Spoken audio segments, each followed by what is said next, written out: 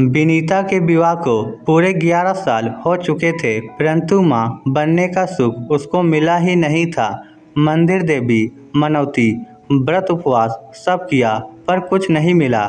Doctor ने भी कोई कमी नहीं बताई थी। दोनों में फिर पता नहीं किस पाप का फल मुझे ईश्वर ने दिया, यही सोचकर मन खराब किए रहती विनीता। उसके दोनों देवरों की शादी उसके सामने हुई। साल भर में दोनों की गोद में एक एक बच्चा भगवान ने उनको दे दिया। रोज ही तकिया गीला करते उसकी रात कटती।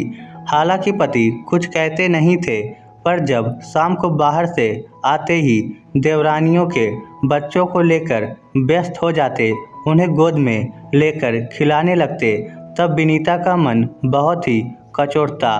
खैर, किया भी क्या जा सकता था। ऐसा नहीं कि वह इन बच्चों से प्यार नहीं करती थी, वो तो जान छिड़कती थी उन पर, किंतु मन का एक कोना बहुत उदास रहता था।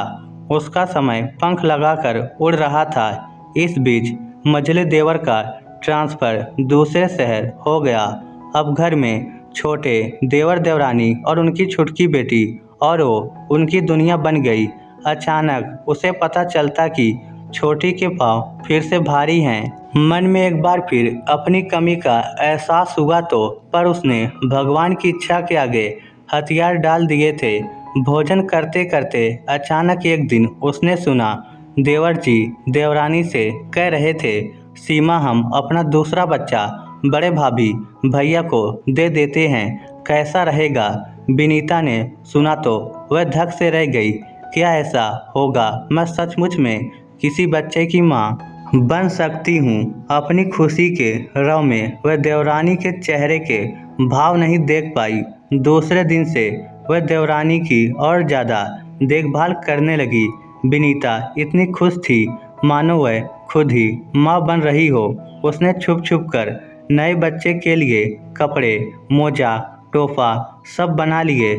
समय आया, छोटी देवरानी को बच्चा तो हुआ, किंतु बच्चा माँ की गोद में ही रहा। देवरानी के उदासीन व्यवहार ने उसका दिल एकदम तोड़ दिया। बची खुची उम्मीद उसने उन दोनों की बात सुनकर छोड़ दी। जब देवर अपनी पत्नी को समझा रहे थे कि क्या हुआ अगर हम भाभी को बच्चा दे दे तो, और देवरानी का कहना कि भाई बच्चा तो घर में ही रहेगा, मेरे पास रहे या उनके, मैं पूरा पूरा अपने बच्चे को किसी को नहीं दे सकती। बस पटाक्षेप हो गया उसके माँ बनने के सपने का भी। कुछ दिनों बाद फिर खबर आई कि मझली देवरानी भी माँ बनने वाली है। फोन पर खूब बधाई दी विनीता ने। मन बहुत रोया उसका, पर ईश्वर की इच्छा के आगे भला क्या हो सकता है। एक रात खबर आई मझली के बेटा हुआ है।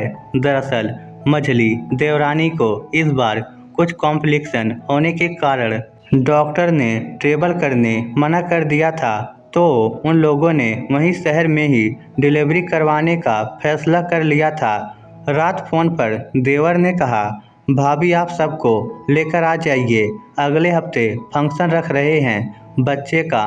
मन ही मन रोते रोते उसने यात्रा पूरी की। छोटा देवर, उसके दोनों बच्चे, पति, सास सब थे साथ में, बस वो किसी के साथ नहीं थी। मेरा जीवन तो निरर्थक हो गया। भगवान, तुमने मेरी कभी नहीं सुनी। हर गुजरते मंदिर के आगे वो ऐसा बुदबुदाती।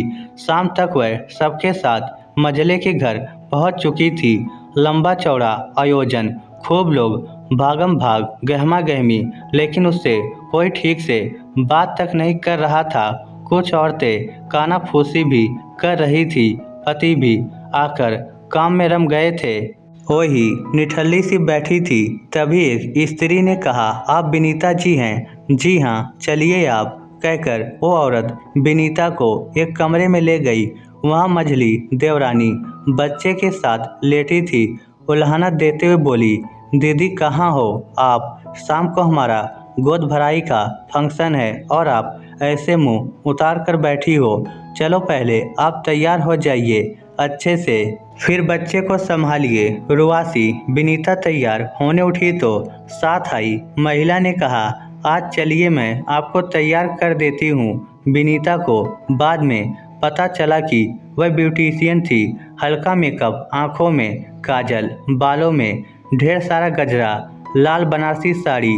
विनीता का सौंदर्य देखते ही बन रहा था, किंतु आंखों में झुंझुलाहट भी थी। गोद में बच्चा देवरानी की आया है और मुझे इन लोग क्यों इतना सजा रहे हैं। फिर हॉल में जहां कार्यक्रम होना था सब इकट्ठे हुए। बच्चे को मझली देवरानी एक बार भी उसको हाथ लगाने नहीं दी थी, बस रोने रोने को हुई जा रही थी विनीता। तभी मझले देवर ने सबको शांत करते हुए कहा, आज का ये आयोजन मेरे बड़े भैया और भाभी के प्रथम पुत्र रत्न की प्राप्ति के उपलक्ष्य में रखा गया है।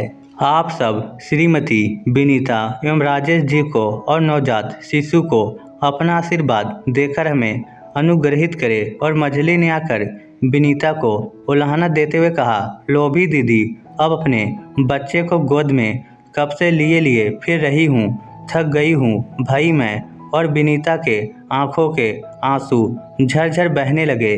राजेश की बाहों का सहारा और उन दोनों के बीच नन्हा सा राजकुमार सब मानो गदम गद हुए जा रहे थे। क्या मैं सचमुच माँ बन गई?